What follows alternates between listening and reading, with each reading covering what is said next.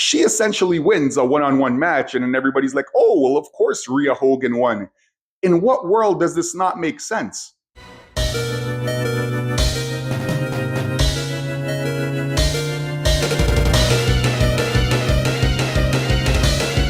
Right into Monday Night Raw, the May 19th edition. We open the show with Logan Paul. He heads to the ring and he's essentially saying, he's going to win the WWE World Heavyweight Championship on Saturday.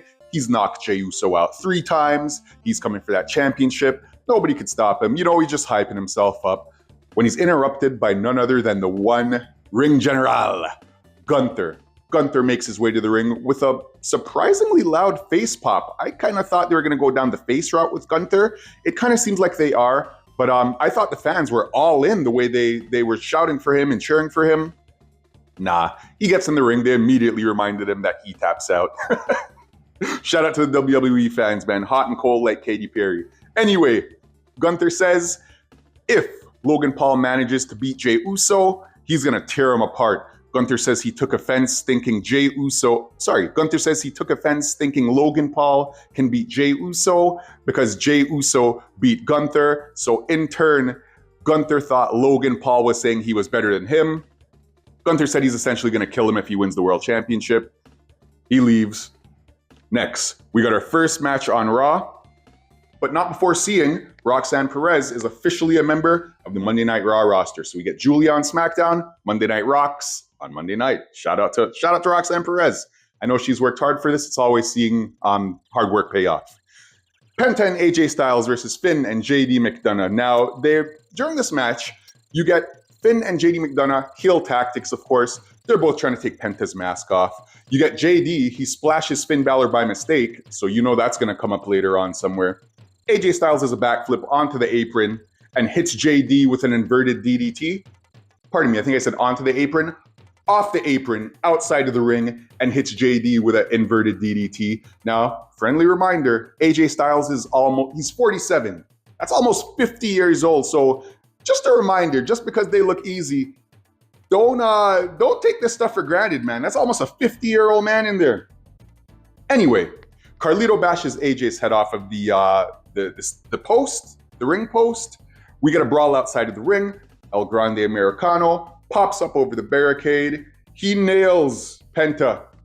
Boom, big headbutt in the back of his head. Of course, he has that steel plate in his forehead, so Penta's essentially knocked out. He gets thrown into the ring by Finn Balor. A coup de grace is hit. 1, 2, 3. JD McDonough, Finn Balor take the W. After this, we got an Io Sky interview. She's essentially saying, you know what? She's the champion. She's on top of her game, and it doesn't matter who wins Money in the Bank. She'll be ready. After that, we get not Alexa Bliss, Becky Lynch. Becky Lynch interrupts Io Sky's interview. She lets her know, yo, you've never beaten me one-on-one, so just keep that in the back of your mind. After that, Becky Lynch walks to the ring, and we will now start her triple threat, Becky Lynch versus Natalya versus Roxanne Perez. During the match, we get a really cool spot where Roxanne Perez hits a pop rocks on Natalya in the corner. So Natalya is holding on to Becky Lynch. Roxanne Perez hits her pop rocks. Natalya is holding on to Becky. So in turn, she hits a suplex onto Becky Lynch. It was a really cool spot. I don't think I've seen something quite like that before. Natalya locks on a double sharpshooter. This doesn't win the match, but the visual is always cool.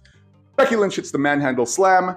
And as she goes for the 1, 2, 3, nope, she gets pulled out of the ring by who? Lyra Valkyria. Lyra's getting some revenge. They brawl. They're turning their attentions to each other. Becky Lynch kind of gets the upper hand. She tries to get back into the ring to handle her business. Lyra's all on her because there's no DQ in a triple threat match. Lyra pulls her out. They brawl up the ramp. Roxanne hits a final pop rocks on Natalya. 1, 2, 3. We have Roxanne Perez heading to Money in the Bank with a chance to win that briefcase. So shout out to Roxanne Perez. Can't ask for a better debut. Next, we get a backstage segment with Sami Zayn and Jey Uso. Sami's essentially just letting Jey know that, yo, I got your back later on. You know how Seth Rollins and his squad likes to use the numbers game. So if stuff starts to pop off, I got you, bro.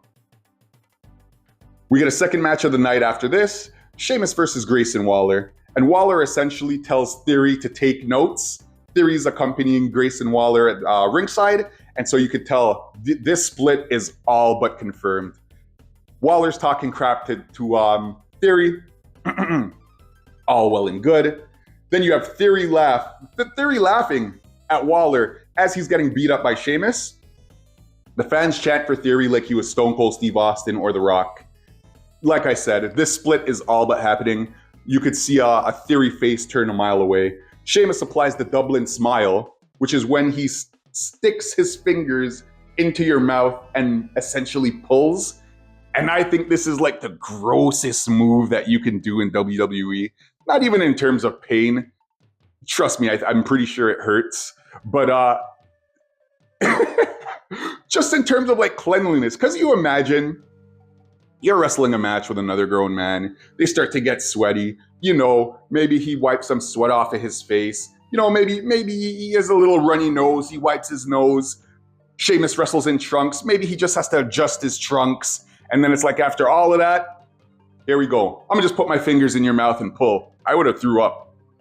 I don't know how they do that. Essentially, enough rambling about hygiene. Sheamus hits a bro kick. He beats Waller in the middle of the ring. 1, 2, 3. Moving on. Seth Rollins tells Gunther that he's coming for him if Gunther wins the world title.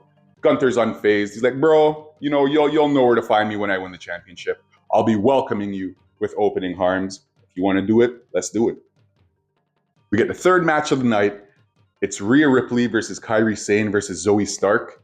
And this match actually quickly turned into a singles match between Kairi Sane and Rhea Ripley after Zoe Starks tried a missile dropkick. And it was upon replay, it was one of the worst injuries I've ever seen. Like her leg almost, the way it bent, it almost looked like it would just be like hanging.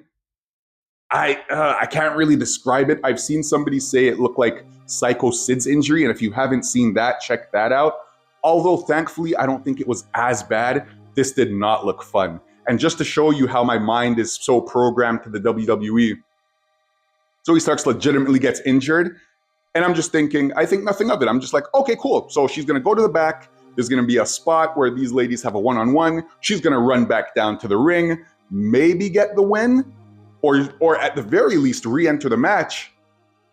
100% confirmed injury. So get well soon, Zoe Stark. And this is why this kind of strikes a nerve when people call this stuff fake. It's scripted. These guys go out there and risk their bodies, put their bodies on the line for our entertainment. So, hey, man, well wishes to Zoe Stark. Come back soon. Or you know what? Don't come back soon. Just take your time, because this looked pretty serious. And we already know Zoe Starks has a history of leg injuries. So do what you need to do. Come back safe. Prayers up for Zoe Starks. Rhea wins this match. She ends up hitting Kairi Sane with a riptide. 1, 2, 3. And here's another thing I want to talk about a little bit. We got to stop adding Hogan to the end of superstars' name just because they win a match.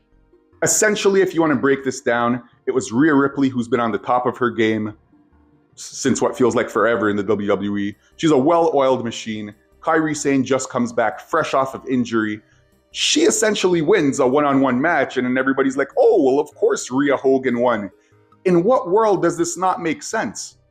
You have a fresh superstar who's well-oiled versus somebody who just came back. You could argue Kairi Sane has some ring rust. She's the smaller competitor, the weaker competitor. It made all the sense in the world for Rhea Ripley to win. Just because she's your favorite doesn't mean we have to do the whole Rhea Hogan. I've also seen this for Bianca Belair, Bianca Hogan.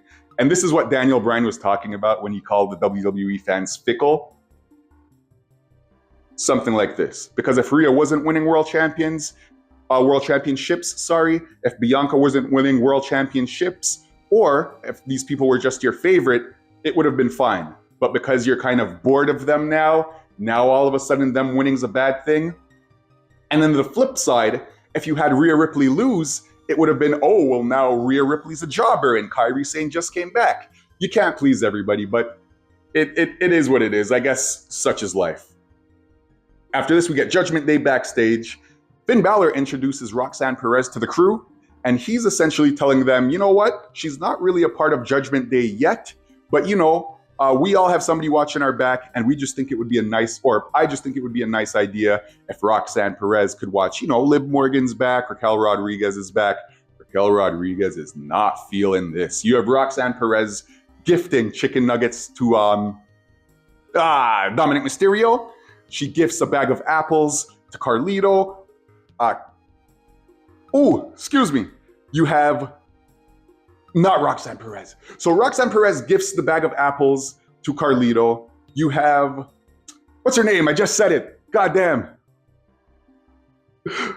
Pardon me here. Rodriguez. Oh my goodness, why am I drawing a blank? You have Rodriguez. She slaps the apple out of Carlito's hands. She essentially dismisses Roxanne Perez. So that's that. We'll see how this goes. This is kind of cool. We'll see how Liv Morgan takes to this when she returns. I actually thought with Liv Morgan out and Dominic Mysterio being the gyal dem sugar, as he appears to be to everybody, I thought he was going to have an angle where he kind of started hitting on Raquel Rodriguez, but they're not going that path. So this seems fun too. Shout out to the Judgment Day. They, in my opinion, can't do any wrong. Now we get the fourth match and final match of the night. Jey Uso versus Braun Breaker. As the match is going on, this match is about 6-7 minutes. Paul Heyman jumps on the apron. Jey Uso jumps outside of the ring to deal with his business. Paul Heyman has no business interfering in the match. So Jey Uso goes to take care of Paul Heyman. And Paul Heyman actually squares up. I've seen people say he looked like the Penguin from Batman. He squares up, but of course that's only because he knew what the plan was. Seth Rollins jumps the barricade, attacks Jey Uso. And the only thing I could think of while this was happening is Seth going commando in jeans? That is diabolical work. You know that brother needed some baby powder after this. Going commando is just diabolical in and of itself. But to have the jeans rubbing up against you, Seth, come on, brother. What is you doing? What is you doing? So you have Seth and Braun. They're essentially beating up Jey. Sami Zayn shows up, but with Jey out of the picture, it's a 2-on-1. You now have Seth Rollins and Braun Breaker staring down Sami Zayn. What happens? CM Punk's music hits. CM Punk runs down to the ring. And as he's standing on the apron, you have the whole crowd singing Cult of Personality. You guys already know how I feel about singing in unison. One of the dopest things I've seen in the WWE. One of the dopest things that could happen just in any event. So they're standing there. Fans are singing CM Punk's song. They jump into the ring. They essentially brawl into the ring. It spills outside of the ring. They brawl into the crowd. And this is a little preview for Saturday night's main event because it will be Braun Breaker and Seth Rollins versus Sami Zayn and CM Punk. So we got a little preview here. They brawl into the crowd and then Raw goes off air. So quick little episode of Monday Night Raw, which I wasn't complaining about. It was 1 hour and 40 minutes.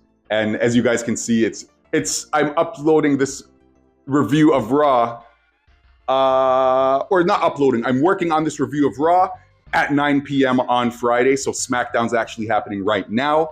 Review's over, by the way. If you want to tune out now, thanks for rocking with me. Hit one of the links to the other videos, but life just got a little bit busy.